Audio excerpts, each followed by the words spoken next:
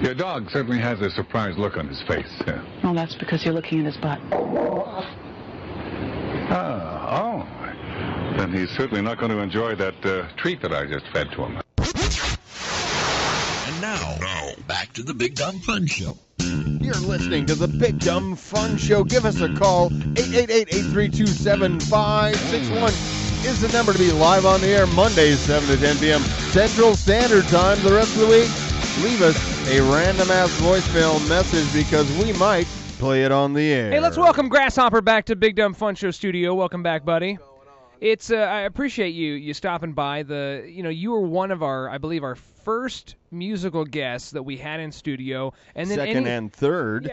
Yeah, anytime we ever had any sort of need for anybody to come in, one, perform acoustically, and two, just totally kick ass at it, you were our first phone call. Oh, now, thanks. Rarely did you answer the phone, but still, nonetheless, when you could make it out, it was definitely appreciated. But now, so much has happened since the last time we talked. So why don't you just give us an update about what you're doing? I understand you're a stand-up comedian now. I've been doing stand-up for almost 4 years, and that's kind of where my heart is. And Yeah? I've been playing. I would have never known that.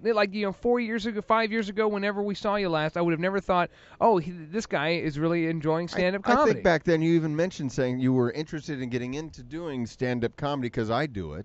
Right. And I tell you what, man, I've been... Bill Cosby got me when I was 8 years old. Yeah. I'm on a plane to Germany. My dad got stationed over there, and I'm listening to, there was a comedy station on the plane, and it was just himself. It was just back Bill to back Cosby. to back to back to back to back. So for 6.5 hours, that's all I listened to was that album. And Oh, it was an album. He wasn't sitting next to you on the plane. Oh, geez, that would have been amazing. Camille. My limit. But I've always been into comedy. I like to laugh. But yet you play guitar. You're a really great guitarist. You don't incorporate the guitar into your stand-up. I don't. I would have thought that was a natural fit. It's such an easy way to do those hacky song parodies. Exactly. You're not going to go that Not far. that Bill Cosby ever did any of those. No. I have friends that do it, and Steve Kramer. I would. Well, we're not friends, but I Okay, know but Steve. you I know performed Steve. with him. J. Chris Newberg, Mm-hmm. Michael Mack. I performed with him before, Mm-hmm. and those guys are great at what they do. It's just that's not my thing. Well, Gnurk does stand-up comedy, and he's constantly just traveling everywhere. Are you doing the same thing, or are you staying local? I'm trying to travel. Trying to get out there. Yeah, I just got divorced, and I'm trying to get out. Yeah. Get on my feet. Beyond Topeka. Right. There's been more comedy in Topeka in like a square mile. Ugh. Like if Richard Korp isn't booking something, Jeff Sneed's booking something, Doug and Dana are booking something. I don't know who any of these people are. Fank is booking something. Yeah, there's something now that don't they just have another comedy night in Topeka? They love I to saw laugh on- in Topeka. Well, you would think that they do, but you've done shows in Topeka, Jeremiah haven't you? Bullfrogs, yeah. And how did those go? Oh. You know, when I first started going out there, they went really well. But after the same crowds kept coming back and seeing me. And they could see your same act. Yeah, they'd see the same act. So whose fault is nearly this? as funny. Whose fault it's is this? their fault, Yeah, okay? It's their fault for not forgetting your act even exists. Oh, no, I think it's the crowd's fault for not understanding comedy. Think so? There's still so many people that show up and they're like, oh, you just came up with that. No. No, it just looks that way. Yeah. I mean, I'm making it look easy up here. I'm trying to, anyway. But you're at Stanford this weekend. Yeah, Stanford's on Broadway. At Is the it? Uptown. This is the new room. Stanford. The new room. Have you played there before? Nope, it's the It's just second week it's opened. open. Oh, just opened this weekend. It opened, yeah, with AJ Finney. Are you featuring? Are you emceeing? Featuring. Good with, for you. Mike Smith is headlining. Yeah. So. That's awesome. And when does this start? So you're When the can you... clean portion of the show. Well. Are you a clean comic? Not really. Mm-hmm. I'm not dirty by any means, but I'm not. You're not just like out there censoring yourself or making sure that you're super clean, like a Brian Regan. That's his whole shtick. Yeah, I talk about my race. I talk about my girlfriend. Mm-hmm. I talk about. Well, no wonder you got a divorce. What is your race again? I'm Asian.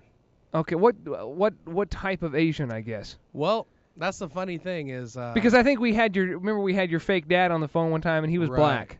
I haven't thought about that in a long time. My real mom's from Thailand. So okay. But I take the more. And your father? My dad's white. Okay, so you're I'm half white, half Thai. Right, but I kind of go the So you're white tie. or tight. You know, Nice. whatever works. But you talk a lot about that. I talk more about being militant, and it's it's stealing from black culture. Yeah. Basically, is the route that I go. Is more. It's people. I don't think white people understand when they're being racist towards Asians. I think it's accepted, and it's accepted because I don't think they realize they're doing it. I or is it could because see there's that. usually not very many Asians in the room to back you up if you get upset?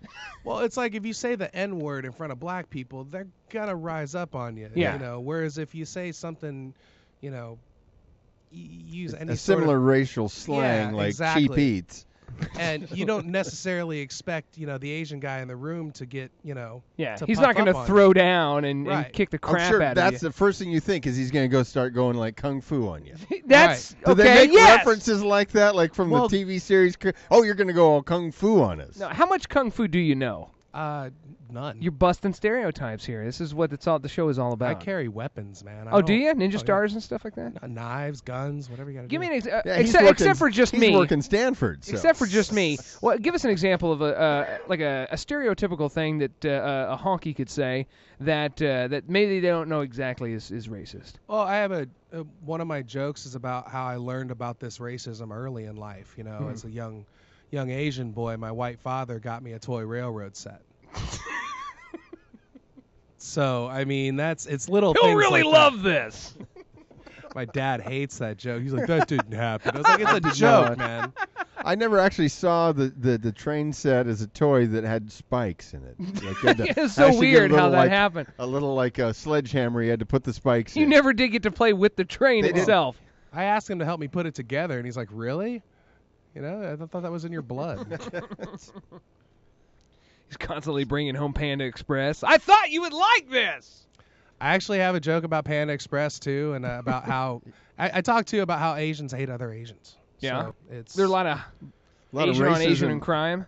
It's not that. It's just the general, just like Japanese hate the Chinese. It goes down the line. Do you think the Japanese and the Chinese are pissed that that Americans can't really, as a whole, I'm guessing, can't tell the difference? Yeah, probably. You think so? I get mad about it because I Yeah. can tell the difference. You can totally tell the difference, but Yeah. I mean, I probably couldn't, but you're going to be at Stanford's, the brand new Broadway location this Saturday. Doors open when? Friday and Saturday. Oh, Friday and Saturday. Yeah, 7:30 and 10 o'clock, both shows. You doing 3600 Broadway. Yeah, it's right, really just right down the street if you're familiar with the Midtown Kansas City area. But it's the new location at the Uptown Theater. Grasshopper, thank you so much for joining Thank us you. tonight on the Big Dumb Fun Show. Cheers. That was called Not Sorry.